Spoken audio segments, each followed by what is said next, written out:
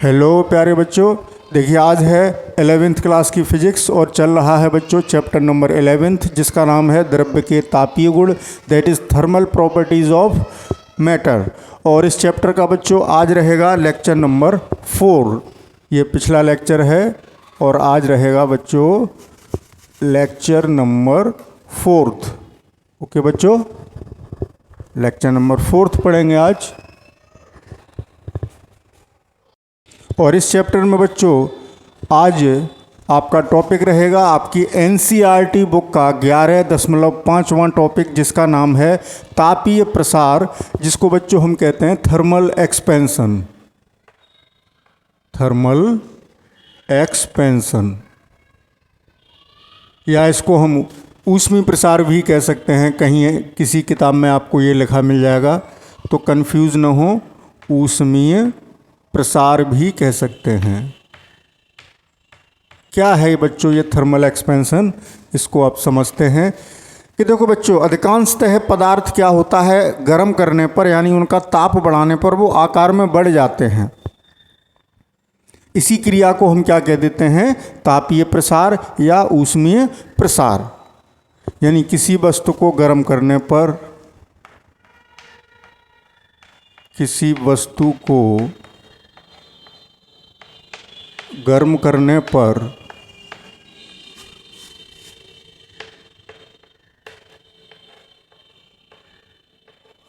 उसके आकार का बढ़ना यानी उसकी विमाएँ बढ़ जाती हैं, लंबाई बढ़ जाएगी, चौड़ाई बढ़ जाएगी, ऊंचाई बढ़ जाएगी, डायमेंशंस विमाएँ बढ़ जाएंगी गर्म करने पर। और पदार्थ ठंडे करेंगे तो सिकुड़ते हैं। अधिकांश पदार्थों की बात हो रही है। तो किसी वस्तु को गर्म करने पर उसके आकार का बढ़ जाना, आकार का बढ़ना क्या कहलाता है, तापीय प्रसार या ऊष्मीय प्रसार। तापीय प्रसार कहलाता है।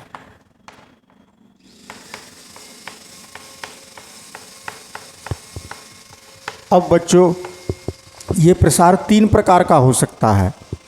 अगर किसी वस्तु की लंबाई में वृद्धि हो रही है, जैसे हम कोई तार ले लें, लंबा सा तार या लंबी सी पतली छड़, तो उसको गर्म करेंगे तो उसकी लंबाई बढ़ जाएगी।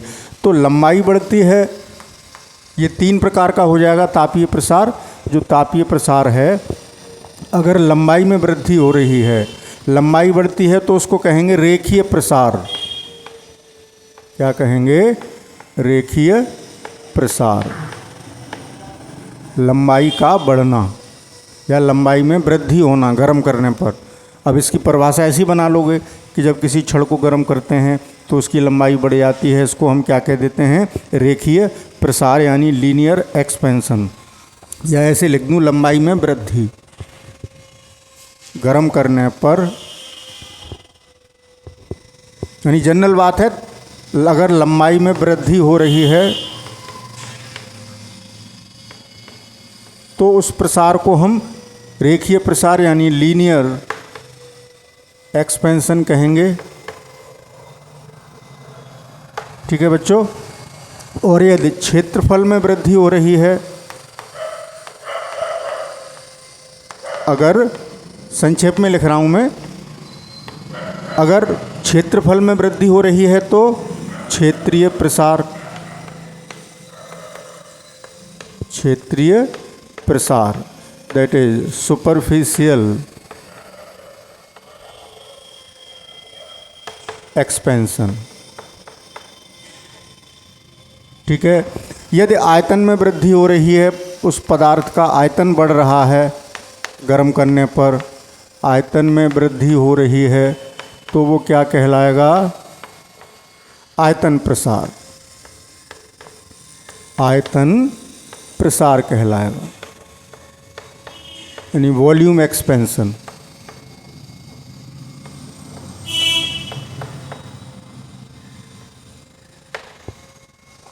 अब हम एक एक करके पढ़ेंगे बच्चों। पहले रेखीय प्रसार पढ़ेंगे, फिर क्षेत्रीय प्रसार, फिर आयतन प्रसार।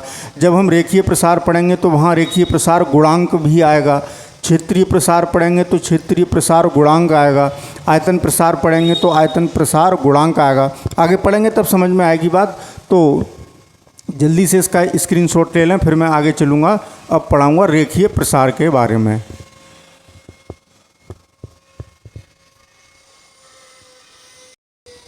तो बच्चों अब रेखीय प्रसार पढ़ते हैं। जैसे मान लो बच्चों हमने एक बहुत लंबा सा तार ले लिया है जिसकी चौड़ाई लंबाई की तुलना में नगण्य है, लेकिन हम चित्र में बड़ा करके दिखा रहे हैं आपको। तो ये कोई छड़ है, मान लो हमने एक छड़ ली, मान लो किसी धातु की छड़ ले ली है। तो इसकी प्रारंभिक लंबाई है बच्चों इस समय L, इस समय इसकी ये लेंथ है वो L है, और इस समय इसका टेम्परेचर है T डिग्री सेल्सियस। अब मान लो इसका टेम्परेचर हमने बढ़ा दिया तो इसकी लंबाई में क्या हो जाएगी बच्चों, वृद्धि हो जाएगी। तो अब छड़ ऐसे लंबी हो गई, दिख रही है, पहले से बड़ी हो गई, देखें। अब इसकी लंबाई, अब ताप कितना हो गया, T plus delta T degree Celsius.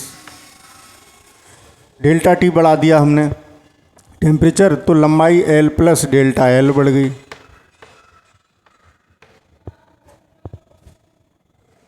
तो बच्चों लंबाई में वृद्धि कितनी हुई, लंबाई में वृद्धि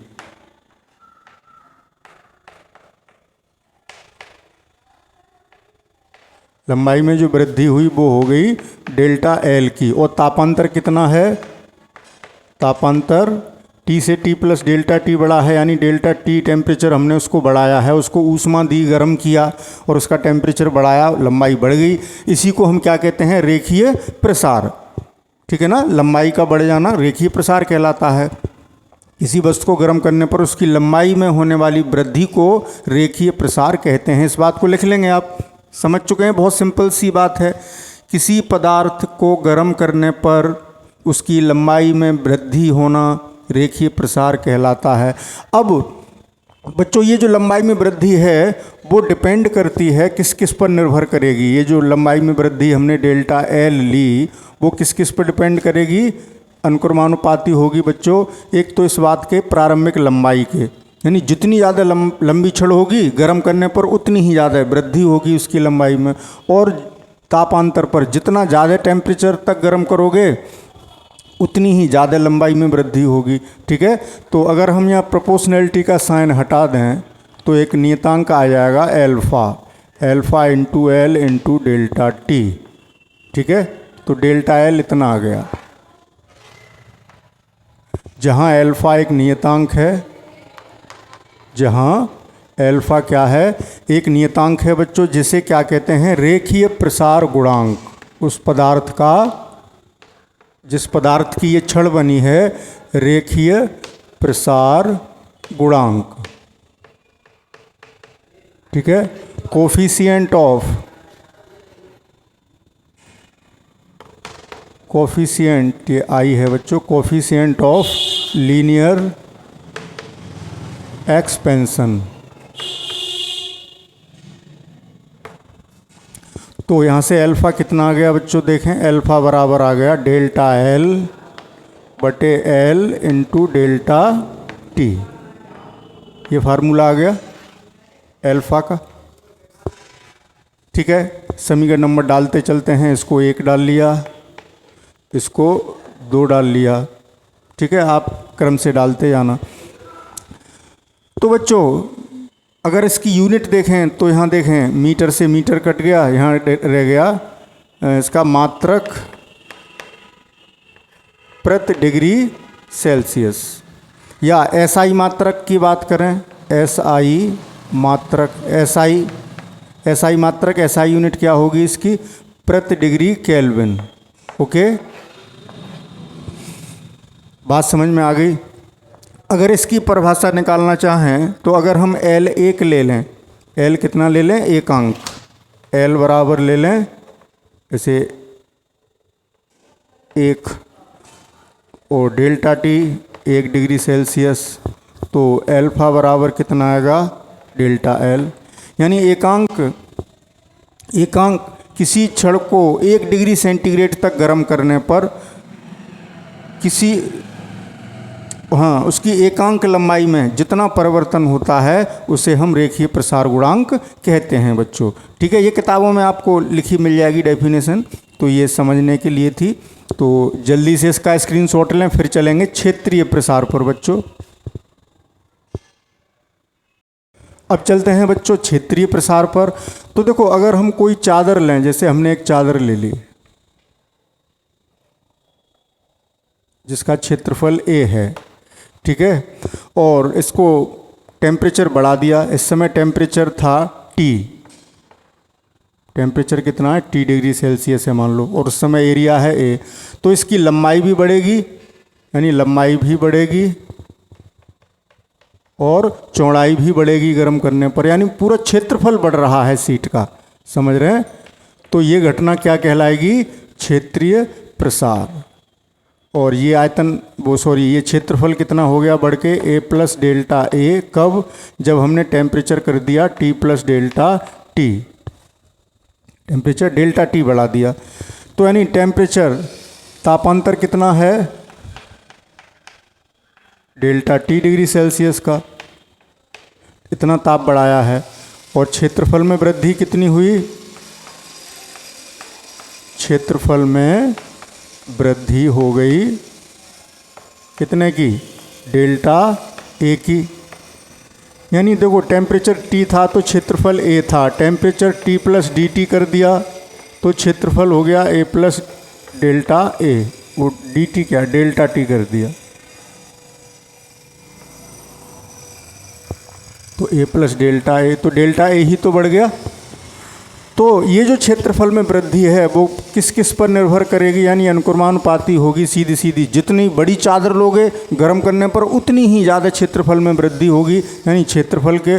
और जितना ज़्यादा ताप तक गर्म करोगे, तापांतर जितना रखोगे उसके, यानी डेल्टा A प्रोपोर्शनल हुआ, अनुक्रमानुपाती है उस सीट के, उस चादर के क्षेत्रफल के और तापांतर के, ताप में वृद्धि के।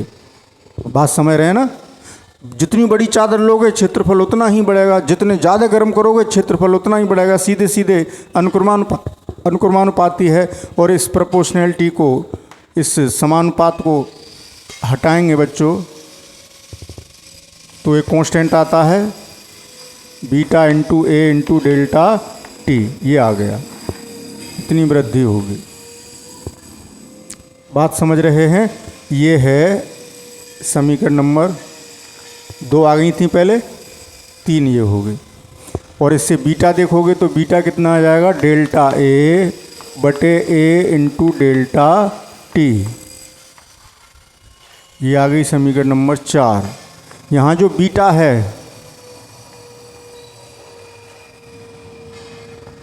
ये जो बीटा है ये कांस्टेंट है जो उस पदार्थ का, उस चादर के पदार्थ का क्या कहलाएगा?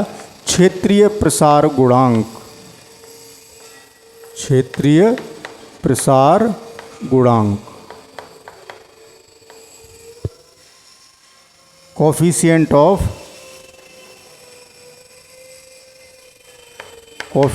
Of superficial FICIAL, superficial expansion. इसका मात्रक भी देखें बच्चों तो क्या आएगा? प्रति डिग्री सेल्सियस या केल्विन में प्रति केल्विन, डिग्री नहीं लगाते। पहले मैं लगा तो नहीं गया बच्चों, लगा गया हूँ तो हटा लेना, रेखीय प्रसार में शायद धोखे से लगा गया हूँ, क्योंकि केल्विन पर डिग्री नहीं लगाई जाती ना। प्रति केल्विन या प्रति डिग्री सेल्सियस, यही तो हो गए मात्रक। ये ऐसा ही मात्रक हो गया, ये व्यवहारिक मात्रक है। तो ये रहा बच्चों क्षेत्रीय प्रसार। अब हम बात करेंगे, देखो कितना सिंपल सा कॉन्सेप्ट है, कोई घबराने की ज़रूरत नहीं है। अब बात करेंगे आयतन प्रसार की। ठीक है बच्चों, जल्दी से इसका एक स्क्रीनशॉट लें। अब बच्चों हम चलते हैं आयतन प्रसार पर। अब हमने पदार्थ ऐसा लिया बच्चों कि उसमें लंबाई, चौड़ाई और ऊंचाई तीनों डायमेंशन ही सिग्निफिकेंट हैं। यानी जैसे हमने ये भाई चादर में लंबाई और चौड़ाई महत्वपूर्ण थी।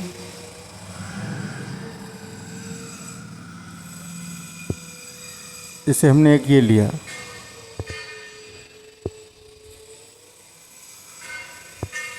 इसमें बच्चों लंबाई भी है, चौड़ाई भी है, ऊंचाई भी है। यहाँ तीनों विमाओं में वृद्धि होगी, लंबाई भी बढ़ेगी, चौड़ाई भी बढ़ेगी, ऊंचाई भी बढ़ेगी। तो क्या होगा बताएं बच्चों? इस तरीके से हो जाएगा, ये बढ़ जाएगा आकार में, यानी ये भुजा बढ़ के ये हो गई, ये भुजा बढ़ के ये हो गई, और ये चौड़ाई भी बढ़ेगी, यानी ये ऐसे बढ़ जाएगा। अब देखें ऐसे,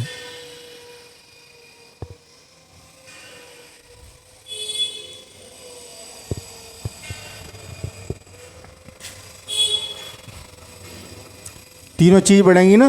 देखो लंबाई ये बढ़ा दी हमने, ये चौड़ाई ये भी बढ़ेगी, तो उसको भी बढ़ाएंगे, लेकिन थोड़ा अभी मैं बना देता हूँ बच्चों ढंग से।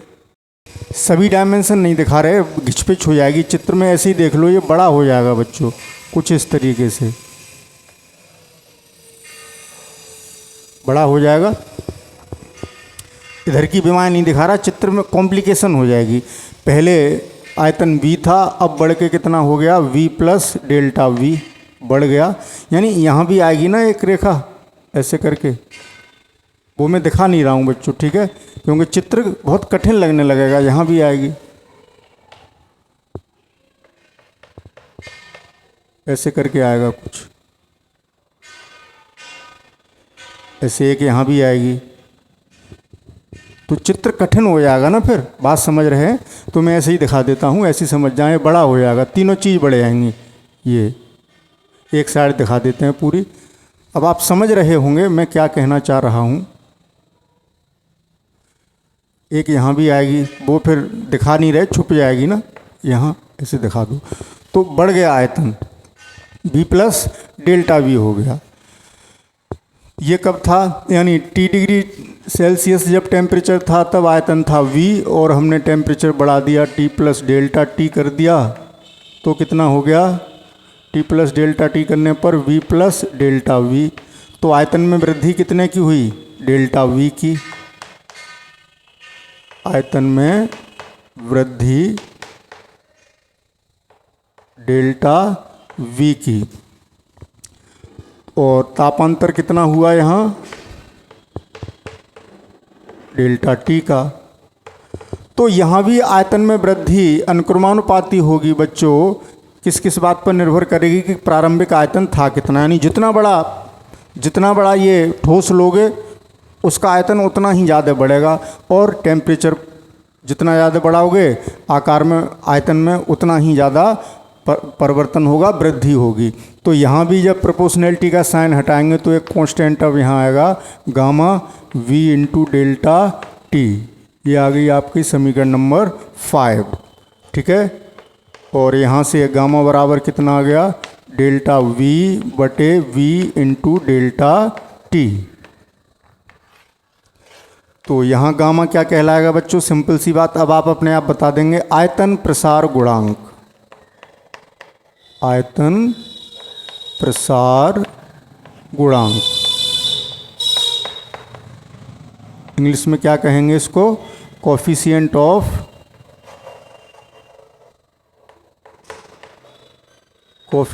Of volume expansion.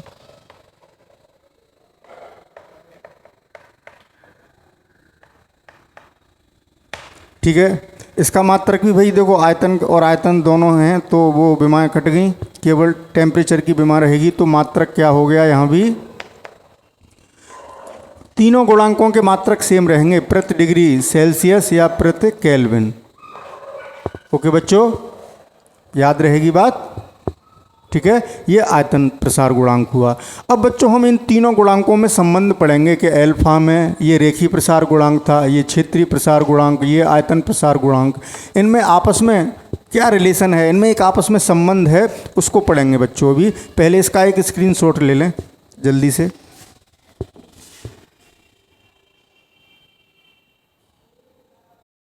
हाँ तो बच्चों अब पढ़ेंगे दोनों प्रसार गुणांकों में संबंध अल्फ़ा और बीटा में।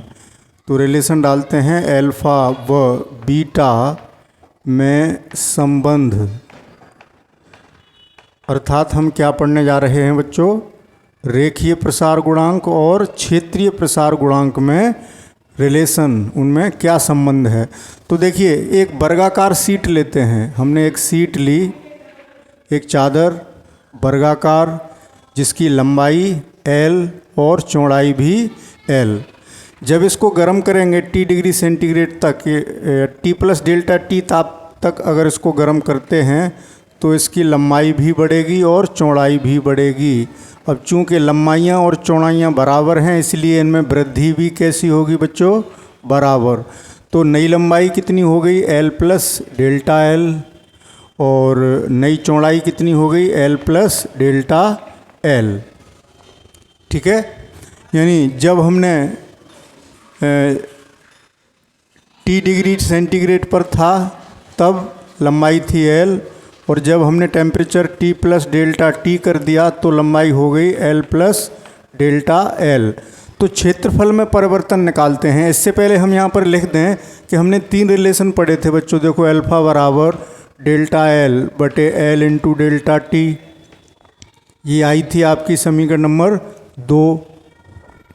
बीटा बराबर डेल्टा A बटे L इंटू डेल्टा A बटे A इंटू डेल्टा T, ये थी समीकरण नंबर आपकी 4। और एक समीकरण नंबर 6 क्या थी, गामा बराबर delta V upon V into delta T, ये थी इक्वेशन नंबर 6। ये अभी हमने पढ़ा। अब हम इसके क्षेत्रफल में परिवर्तन निकाल रहे हैं। देखो पहले सीट का क्षेत्रफल A था, बाद में कितना हो गया A प्लस डेल्टा A। तो क्षेत्रफल में परिवर्तन, क्षेत्रफल में परिवर्तन कितना होगा बताइए। क्षेत्रफल में परिवर्तन डेल्टा A बराबर हुआ, बाद वाला क्षेत्रफल कितना होगा बच्चों, स्क्वायर का क्षेत्रफल, साइड का स्क्वायर, भुजा का वर्ग, और भुजा कितनी हो चुकी है L प्लस डेल्टा L, इसका कर दिया वर्ग, और माइनस पहले कितनी थी भुजा L, तो पहले का क्षेत्रफल प्रारंभिक क्षेत्रफल हो गया L स्क्वायर, अंतिम क्षेत्रफल माइनस प्रारंभिक क्षेत्रफल। तो डेल्टा A बराबर आया L स्क्वायर, होल स्क्वायर खोलेंगे, plus delta L square plus 2L into delta L minus L square. L square से L स्क्वायर कैंसिल हो गया, तो क्या बचा, डेल्टा A बराबर delta L square plus 2L delta L, ये तो बचा बच्चों। ठीक है, और delta L square, delta L ये जो परिवर्तन है बहुत कम है, तो डेल्टा L कम है तो डेल्टा L स्क्वायर नगण्य हो जाएगा, नगण्य मानकर छोड़ने पर, नगण्य मानकर छोड़ने पर। इसको अगर छोड़ दें बच्चों तो डेल्टा A कितना हो गया, 2L डेल्टा L। ठीक है, बोलिए, और A कितना होगा L स्क्वायर, प्रारंभिक क्षेत्रफल कितना था L स्क्वायर। तो यहाँ से बीटा निकालें तो कितना आता है, बीटा बराबर डेल्टा A बटे A इंटू डेल्टा T, ये करेंगे तो बीटा बराबर डेल्टा A के स्थान पर 2L डेल्टा L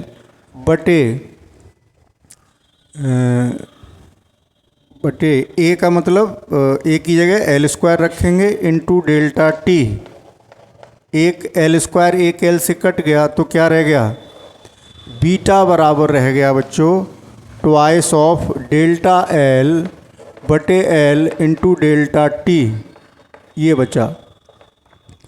और ये आप देख रहे हैं यहाँ समीकरण नंबर 2 से ये अल्फ़ा की वैल्यू है, तो बीटा बराबर कितना आ गया 2 अल्फ़ा, ये दोनों में रिलेशन आ गया, यानी अल्फ़ा का 2 गुना होता है बीटा, यानी क्षेत्रीय प्रसार गुणांक रेखीय प्रसार गुणांक का 2 गुना हुआ। ये कहाँ से कर दिया हमने? समीकरण नंबर 2 से। आप स्पष्ट देख रहे हैं कि delta L upon L into delta T कितना है? एल्फा है, तो इसके स्थान पर हमने एल्फा लिख दिया है। ये रिलेशन आ गया हमारा रिलेशन नंबर 7। तो जल्दी से एक इसका स्क्रीनशॉट लेंगे, फिर हम आगे पढ़ेंगे बच्चों एल्फा और गामा में क्या संबंध है उसको निकालेंगे। तो जल्दी से करिए, इसको जल्दी से नोट करिए।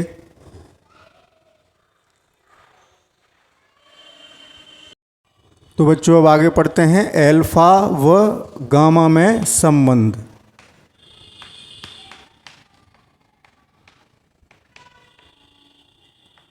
तो देखें, अब हम एक एल लंबाई का घन ले लेते हैं। हमने ये ले लिया घन, इसकी लंबाई एल।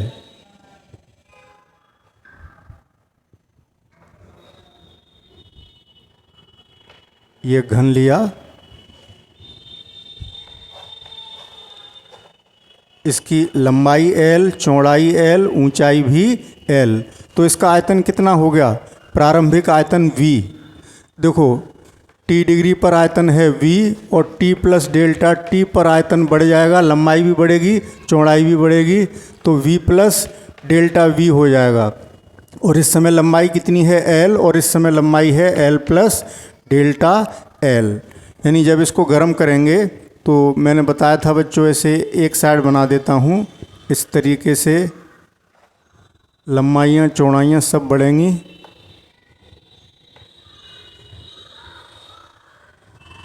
तो ये लंबाई हो जाएगी l प्लस डेल्टा l, जो नया घन बना, चौड़ाई l प्लस डेल्टा l, ऊंचाई l प्लस डेल्टा l।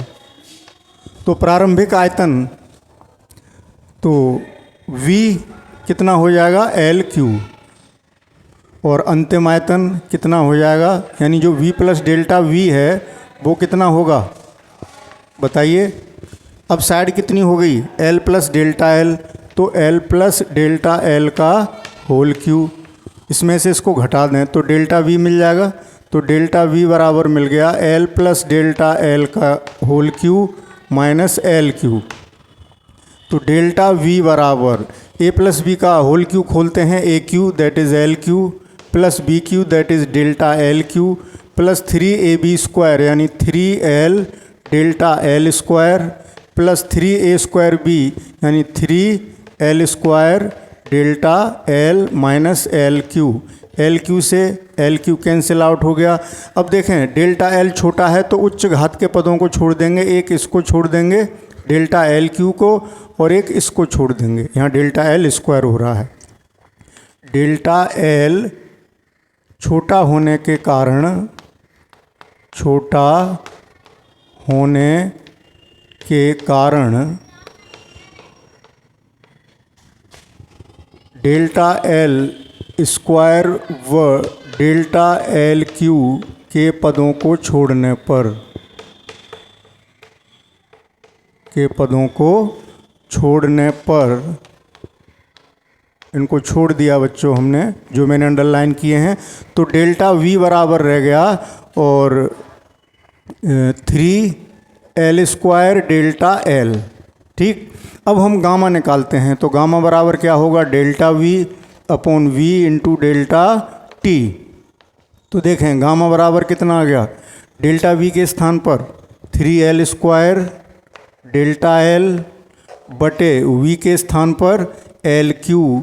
इस एल स्क्वायर से ये पावर कैंसिल आउट होगी बच्चों, तो क्या रह गया? गामा बराबर रह गया 3 इंटू, हाँ डेल्टा टी और रह गया नीचे delta T, 3 into delta L बटे एल इंटू डेल्टा टी। अब देखें यहाँ से आपको दिख रहा है, अभी वो बिगाड़ दिया मैंने, ये एल्फ़ा था समीकरण नंबर 2 में आपने देखा, इसको हम क्या लिखेंगे? एल्फ़ा। गामा बराबर 3 एल्फ़ा आ गया। एल्फ़ा का यही तो सूत्र है, तो गामा और एल्फ़ा में ये रिलेशन आ गया। ये आ गई समीकरण नंबर 8। तो बच्चों आपने देखा, अब इन तीनों में आपस में संबंध देखते हैं। अभी हमने निकाला कि एल्फ़ा बराबर, सॉरी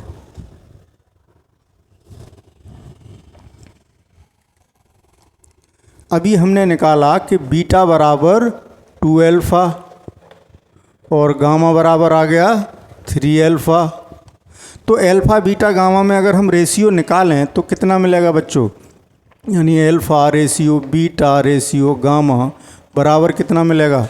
जैसे अल्फ़ा की जगह अल्फ़ा लिखोगे, बीटा की जगह 2 अल्फ़ा लिखोगे, गामा की जगह 3 अल्फ़ा लिखोगे, यानी यही तो रेशियो होगा, alpha ratio 2 alpha ratio 3 alpha. ये कॉमन टर्म हम छोड़ देते हैं तो रेशियो कितना रह जाता है, 1:2:3, यानी alpha ratio beta ratio gamma ये 1:2:3 के अनुपात में होते हैं बच्चों।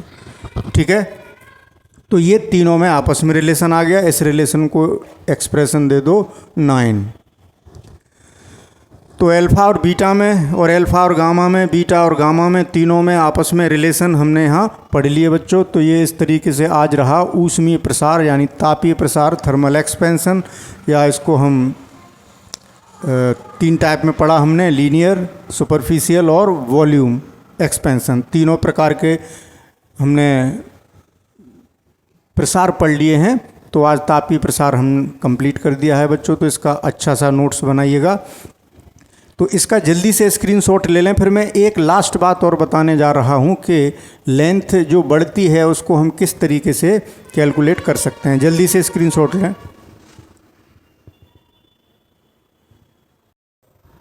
हाँ, तो बच्चों अभी आपने पढ़ा था कि अल्फ़ा बराबर डेल्टा एल बटे एल इंटू डेल्टा टी। अब बच्चों मैं ये कह रहा हूँ कि 0 डिग्री सेंटीग्रेड पर किसी छड़ की लंबाई थी मान लो एल, और टी डिग्री सेंटीग्रेड पर हो गई L plus delta L, sorry L T, कितनी हो गई L T, T degree centigrade पर एल टी। तो देखें यहाँ डेल्टा टी कितना हुआ, T-0 यानी T degree centigrade, delta T हो गया। और लंबाई में परिवर्तन डेल्टा एल कितना हुआ, प्रारंभिक लंबाई एल है तो डेल्टा एल हो गया LT-L। इसको एल नॉट मान लेते हैं हम। मान लो 0 डिग्री सेंटीग्रेड पर जो लेंथ थी कितनी थी, एल नॉट, तो LT-L0 ये हो गया डेल्टा एल। ये वैल्यूज़ यहाँ रखते हैं तो अल्फ़ा बराबर कितना आ गया, डेल्टा एल की जगह LT-L0 बटे एल की जगह L0 प्रारंभिक लंबाई इंटू डेल्टा टी कितना है अभी निकाला टी, तो टी, तो LT-L0 बराबर आ गया alpha into L0 into T, यही तो आया। और एल टी बराबर कितना हो गया, एल टी बराबर हो गया L0 plus L0 alpha T, ऐसे लिख लें या ऐसे लिख लें। तो यानी टी डिग्री सेंटीग्रेड पर जो लेंथ होगी L0 कॉमन ले लें, कितनी रह जाएगी 1 प्लस अल्फ़ा टी। ये लेंथ आ गई। इस तरीके से भी हम एक्सप्रेशन को बदल सकते हैं कि 0 डिग्री सेंटीग्रेड पर लेंथ पता हो और T डिग्री सेंटीग्रेड पर पूछी हो तो इस एक्सप्रेशन का इस्तेमाल कर लेंगे बच्चों। ये आ गई क्वेश्चन नंबर जो भी आई हो। नेक्स्ट, अब मुझे ध्यान नहीं रहा, यहाँ बिगाड़ दी मैंने, कहाँ तक पहुँच गए थे हम, शायद 10 आ गई। डाल लेना आप अपने हिसाब से क्वेश्चन जो भी आई हो। ठीक इसी प्रकार हम बीटा के केस में देख सकते हैं कि अगर ठीक इसी तरीके से अगर 0 डिग्री सेंटीग्रेड पर किसी चादर का क्षेत्रफल A है और T डिग्री सेंटीग्रेड पर AT है, सॉरी 0 पर कितना है A0, तो हम डायरेक्ट इसी रिलेशन की तरह लिख सकते हैं, ऐसे ही निकाल सकते हैं। बीटा का एक्सप्रेशन निकाल के क्या निकाल सकते हैं कि AT बराबर A0 1 plus beta T, T temperature पर इतना होगा। ठीक ऐसे ही हम आयतन के लिए निकाल सकते हैं कि मान लो किसी पदार्थ का, किसी वस्तु का आयतन 0 डिग्री सेंटीग्रेड पर V0 है तो T डिग्री सेंटीग्रेड पर VT है, तो उसमें क्या रिलेशन होगा। ठीक इसी सिमिलर फैशन में क्या लिखेंगे, VT बराबर V0, जब आयतन की बात हो रही है तो आयतन प्रसार गुणांक आएगा 1 प्लस गामा T। तो इस तरीके से कुछ एक्सप्रेशन हमने ये भी देखे बच्चों, इक्वेशन नंबर 11 और इक्वेशन नंबर 12। और आज के लेक्चर को बच्चों यहीं समाप्त करते हैं। मिलते हैं कल नए टॉपिक के साथ, तब तक के लिए goodbye, thank you for watching and best of luck.